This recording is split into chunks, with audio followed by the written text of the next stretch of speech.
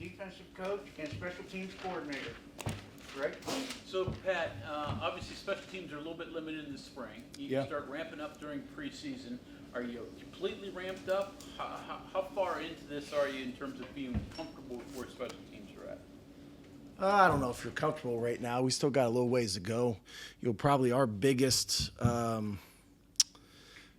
we want to get out of this camp is just trying to put a lot of young guys that don't have a lot of game experience in situations that they haven't been in. You know what I mean? That's the one thing about special teams, unlike offense and defense, where you've got some rhythm to what you're doing and some certainty to it.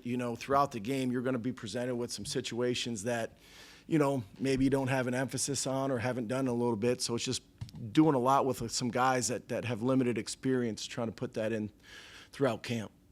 Looks like you got a place-kicking battle. So how do you stress those people with game pressure when it's practice? How does that work? Coach Rod does a pretty good job with that. And that's the thing is it's tough to really create that environment that they'll see, on game day, but you try your best and, you do things throughout practice randomly, because a lot of times during a game, we don't have a big heads up when we're going to have to go out and perform. And, sometimes it's under situations where limited time or play clock. Sometimes you got a little bit more of a dead ball play and you can go out there and do that. So we've been doing our best that we can to put them in those situations. We still got some work to do, and thank goodness we still got some time in camp to get it done. What do you, in particular, like to see in somebody to show that they should be the returner? Accountability. Yeah. I mean, everybody looks at the front returners from the standpoint, hey, do they have the big play potential, which is great, and that's exciting. But first and foremost, they got to be accountable to make good decisions back there. When to catch it, when to field it, when not to, when to make a fair catch. Make sure that the scheme that we have for the return, they're hitting it in the right place. Those are the biggest things, so accountability is first. And then you couple that with their athletic potential, which, all those guys have the potential for the big play, which is exciting as well. How also do you think, because everyone also kind of tries to evaluate returners, how many return touchdowns does the player have, but Sure. Somebody whose average is way better and getting field position better could actually be maybe a better returner than someone who gets 1 TD a year. How do you kind of try to evaluate that, the mix of that? Someone might hit a big play, but somebody else is doing better every single day overall. Absolutely. I mean, people don't realize sometimes when you're a punt returner and that ball hits the ground and rolls for an additional 17 yards, it's a huge play. I tell those guys a fair catch is almost as good as a return at times. And you got to have the courage, sometimes to field that ball and make a fair catch in some chaos. So that is a really big part, and that's where the accountability comes in. We've got to trust that person to make a good decision, when to get away from it, when to make a fair catch, and when they've got the opportunity to create a return for themselves. Do you look for the same things out of kick returners, or is it different? Kick return is a little bit different. We've got some time to make a decision. A lot of times before we go out on the field, we'll try to educate them on what we're looking for, and that plays a role with really game situations, where we're at in the game, what the score is. But guys, special teams, such a big field position battle. And really there you're looking for the guy that can catch the ball, get vertical, and get positive yardage for you and, start your offense in a good place. We inherited a guy that's got experience doing that in Fox. He's got a lot of game experience. What have you seen from him? I've seen a senior with a lot of game experience, making good decisions. He's a great leader during practice. He's taken some of those young guys and encouraged them and kind of shared some of his experiences with them, which is really important. But he's doing a great job thus far, and I'm excited to have him back. Well, I was going to ask you, too, doing live special teams is risky. Sure. But you have to do something. How much do you need to get an idea of who does what and what you can do? You try to, when it is very risky to go live special teams. You try to keep it a controlled environment, because at the end of the day, we've got to get these guys to game day, for them to perform.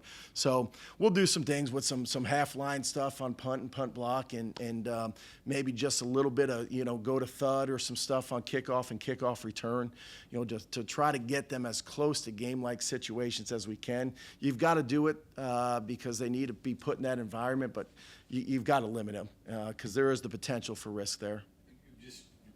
Just from past experience with some of the issues that West Virginia's had in the past on kickoff, it seems like the teams that kick the ball into the end zone are the best coverage units. Oh, yeah. I guess that's the secret. Find a guy that can kick it in the end zone. Absolutely. You put the ball in the end zone, and you can kind of eliminate that return. And it's not just putting it in the end zone. If we get a guy that's going to kick against us, put it 2 or 3 yards deep with limited hang time, we can bring it out. So it's finding that guy that can put the ball 5 to 7 yards deep, but also with some pretty good hang time. So it gives the coverage an opportunity to get down there. That's the big thing.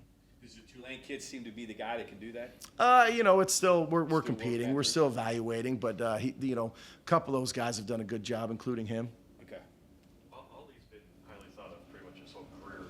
When you got here, what do you see out of him that he does so well? The diversity he brings to the scheme.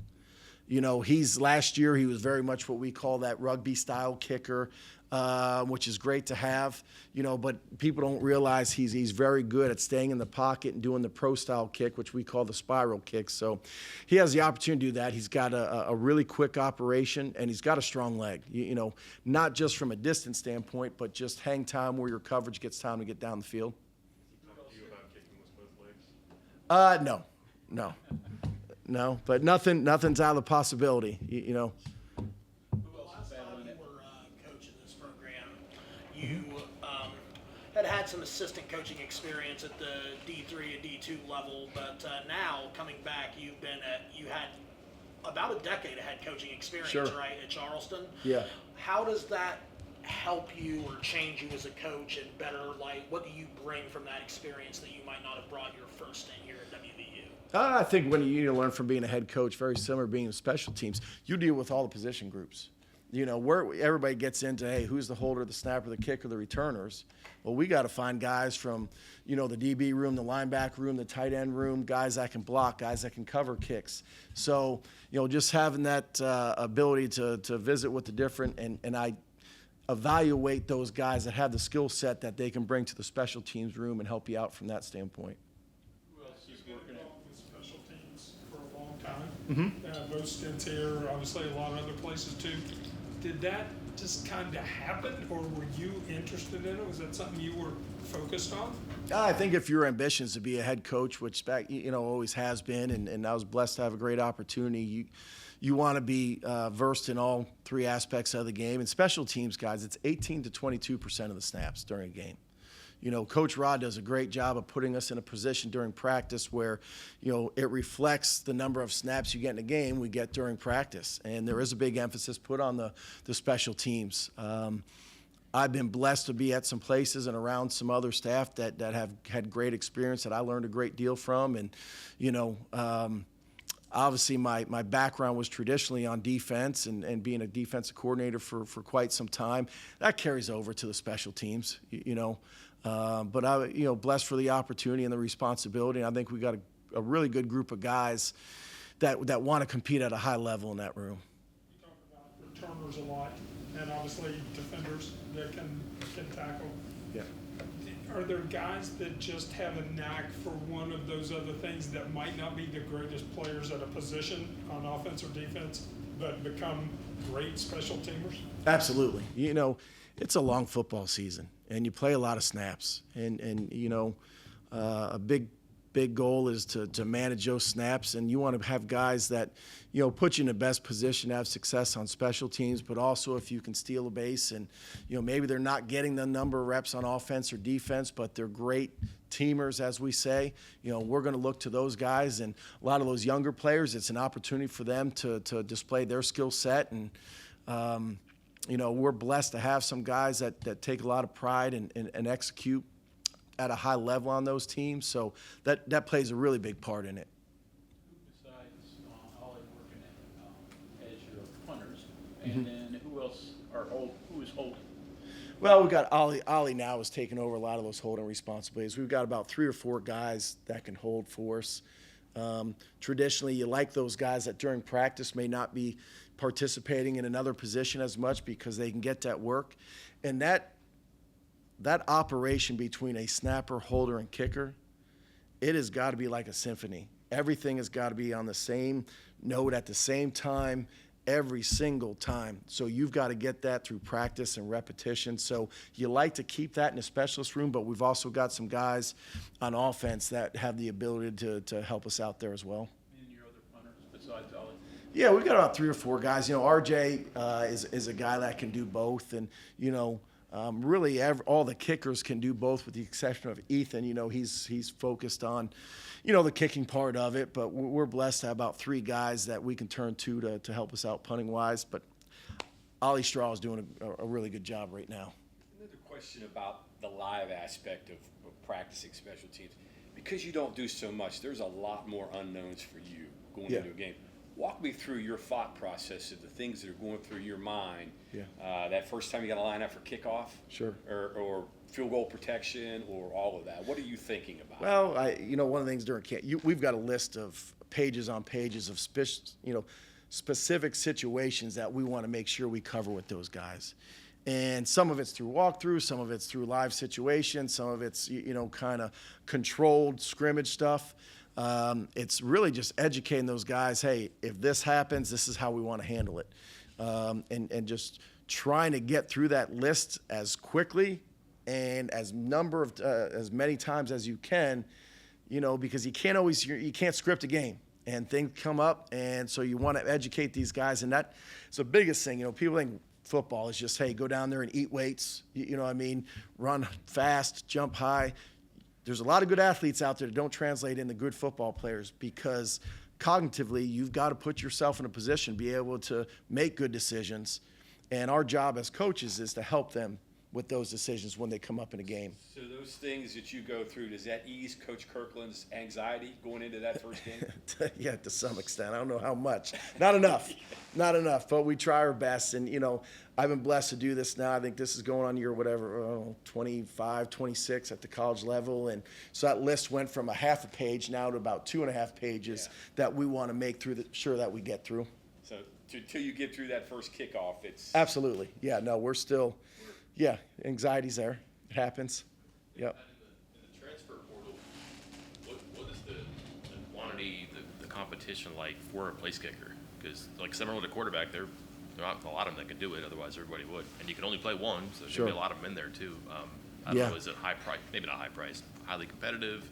You'd be very picky. How does that work? It's highly competitive, but I also think kicking can be a little bit easier to evaluate. You watch a kicker's highlight tape, and they don't show their misses on there. So you definitely want to go to and watch the game footage and the game film. But now you got to couple it with a couple things. When you're looking at kickers, you want a strong leg, but accuracy is important. With our offense and as tempo and fast as we go, it creates a lot of opportunities for kickers. So when we get down there, we want to make sure we have a guy that we're comfortable with, that we can get points when we need them. As you're picking a kickoff guy this year, right? We Yeah. talk about that.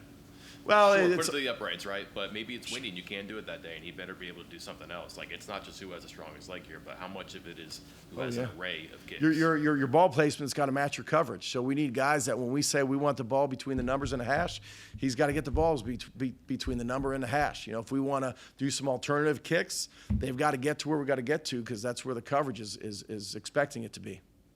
How do you identify guys on field goal block that could potentially block the field goals, either up the middle or off the edge? Yeah, absolutely. They've got to have some twitch to them. Guys that can get their feet underneath their hips, come off the ball, play low to high, and obviously some length helps there.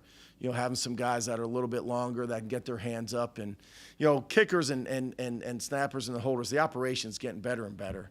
So finding guys that can get some push for you always helps. What kind of influence and help has Preston Fox been? Sorry. What kind of help has Preston Fox been to have him around since he's done a returner role? He's just a great young man. He's an experienced guy, and when you share that with younger players, I think that's invaluable for your program. And he does a great job. Tremendous leader, tremendous individual. Yep.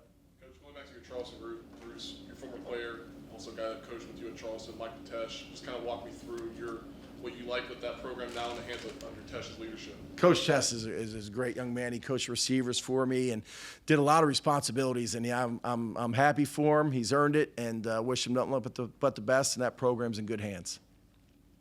Okay, thank you very much. Great, thanks guys, girls. Thank you.